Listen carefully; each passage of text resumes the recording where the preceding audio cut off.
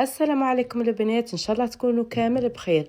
اليوم ان شاء الله جبت لكم فكره بسيطه، او وصفه بسيطه يعني كامل تعرفوها وكامل تحبوها.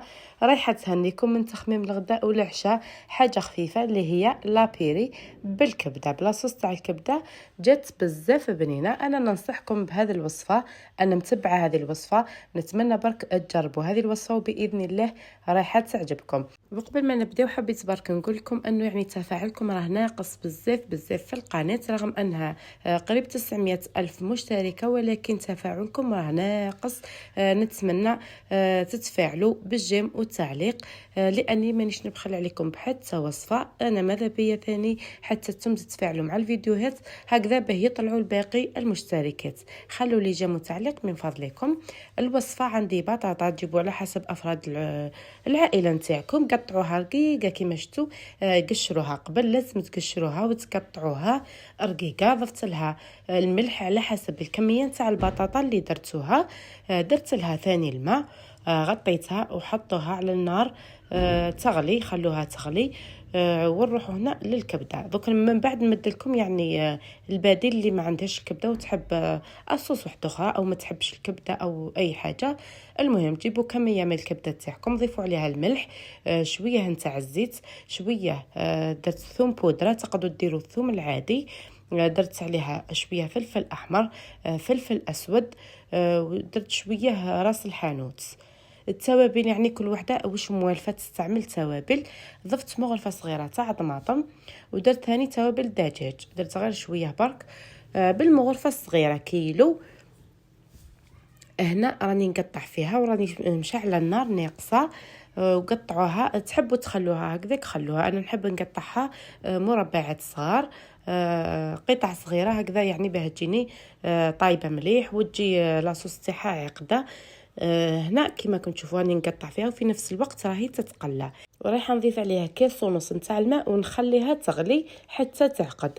تقدروا هنا ديروا يعني قطع دجاج، ديروا لهم التوابل والزيت الملح، وتسكروا عليهم في الكوكوط.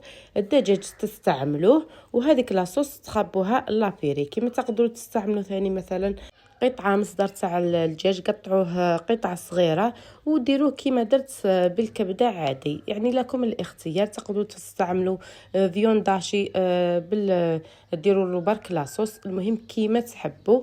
اهم حاجه البطاطا وكيفاه تستعملوها. هنا بعد ما طابت معايا مليح مليح، خلوها لازم تطيب وتولي يعني طايبه مليح هكذا، به من بعد تترحي لكم مليح. انا يعني احسن طريقه هي اني نرحيها في الروبو. جربت كل الطرق، جربت تاع الباتور، جربت شحال من طريقه، ولكن تاع الروبو هذه هي اللي تجي مليحه وتجي رطبه وتجي يعني صراحه بقوام رائع. درت لها مغرفه صغيره نتاع مرقارين، زوج قطع تاع الجبن، تقدروا تزيدوا اكثر على حسب ثاني البطاطا اللي استعملتوها. وراح نضيف لها الحليب. هنا اذا عندكم كونديا استعملوا كونديا، اذا عندكم حليب تاع شكاره طيبوه فيضوه قبل وخلوه يبرد شويه وبعدها استعملوه. هنا رايحه نرحيهم. بالنسبه لكميه الحليب هنا درت حوالي نص كاس، ومن بعد حنضيف شوي. يعني نتوما كيفاش تحبوا لابيري تاعكم تكون، اذا تكون خفيفه بزاف او تكون متماسكه. انا نحبها خفيفه على هذه. من بعد راح نزيد شويه نتاع الحليب. مرة على مرة حلوا الروبوت تاعكم، هبطوا هذوك الزيادات. دوك تشوفوا كيما راكم تشوفوا معايا، لانه ما يترحوش مليح. هنا اذا ضفت شويه حليب لاني كيما قلت لكم نحبها تكون خفيفه. انتم يعني كل وحده القوام تقدر تتحكم فيه، تضيفوا او تنقصوا كيما تحبوا. هنا حنعاود نزيد نرحيها مليح مليح حتى نتحصل على القوام المطلوب. ان شاء الله برك ما تنسونيش البنات بالجيم والتعليق به يوصلكم وصفاتي. وادخلوا للقناه ان شاء الله تلقاو بزاف وصفات كامل ناجحين، يعني بتجربه المشتركات كامل. شوفوا القوام اللي تحصلنا عليه، يعني صراحه جس من اروع ما يكون.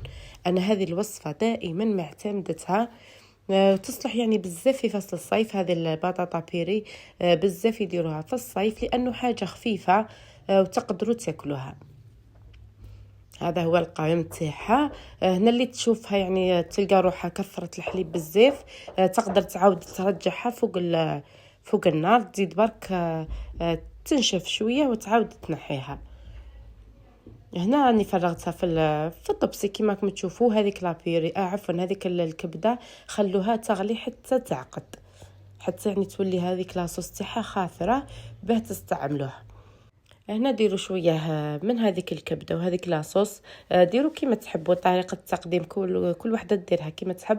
المهم الوصفه هذه جات بزاف بنينه، ننصحكم بها، جربوها وبعثوا لي تطبيقاتكم على الفايبر لاي وصفه جربتوها من قناه وصفات لينا.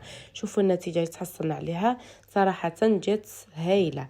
جربوها البنات ورجعوا لي الخبر في الفايبر. ما تنسونيش برك بجيم وتعليق باه يطلعوا لكم وصفاتي، كل ما ننشر وصفه تطلع لكم ان شاء الله. هذا بالتفاعل تاعكم، اللي ما تتفاعلش الفيديو راح يحجب عليها وصفات القناه، يعني هذا شيء اوتوماتيكي، يعني ماهيش من عندنا. المهم نتلاقاو في وصفه قادمه ان شاء الله.